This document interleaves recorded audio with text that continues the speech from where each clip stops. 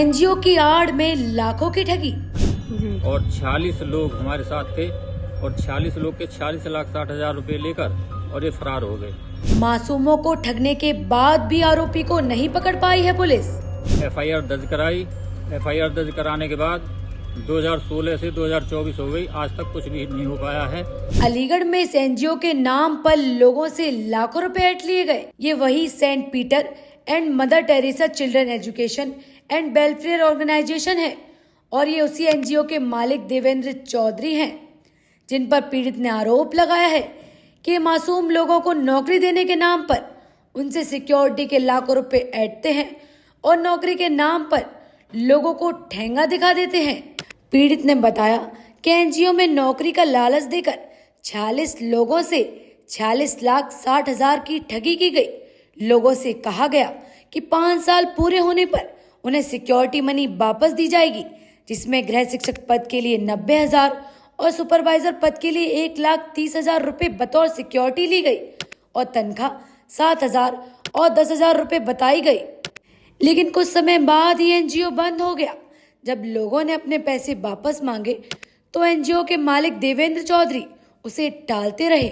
लोगों द्वारा उनके खिलाफ कई बार एफआईआर भी दर्ज की गई है, लेकिन इतने लोगों के साथ धोखाधड़ी करने के बाद भी ये जनाब कानून के शिकंजों से बच निकलते हैं।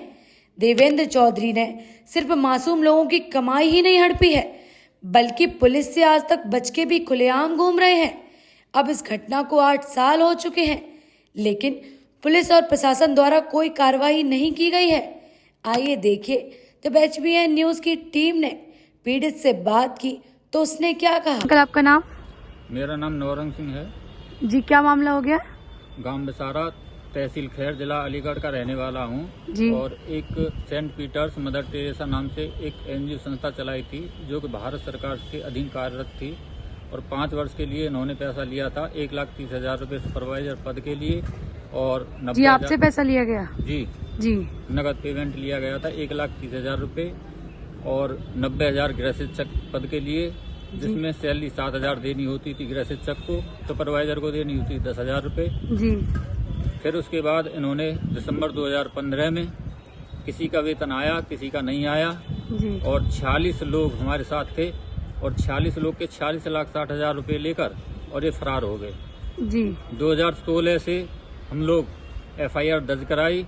एफआईआर दर्ज कराने के बाद 2016 से 2024 हो गई, आज तक कुछ भी नहीं हो पाया है और मुकदमा सीआईडी में पहुंच गया, कभी ईओडब्ल्यू में पहुंच गया और हम लोग काफी परेशान हैं। बहुत गरीब घर से बिलोंग करते थे और इन लोगों ने झांसे में आकर हम लोगों के साथ ठगी की है।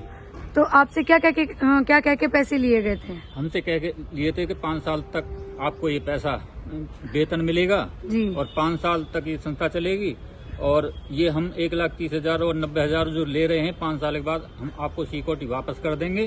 और ये पैसा आपका सरकार से हमको अनुदान भी मिलता है, विदेशों से भी फंड आता है। जी। ऐसे करके हम लोगों को गुमराह किया और हमसे ये पैसे की ठगी की। तो आपसे ये पैसा नाम है जी देवेंद्र चौधरी मगोर्रा, एनजीओ के मालिक थे।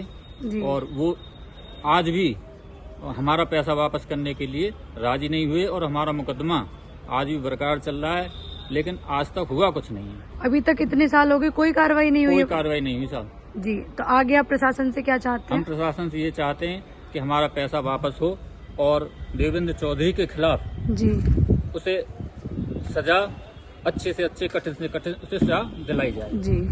तो ऐसा फ्रॉड और भी लोगों के साथ हुआ है? और भी लोगों के साथ हुआ, करीब 10,000 लोगों के साथ फ्रॉड किया है देवेंद्र चौधरी ने।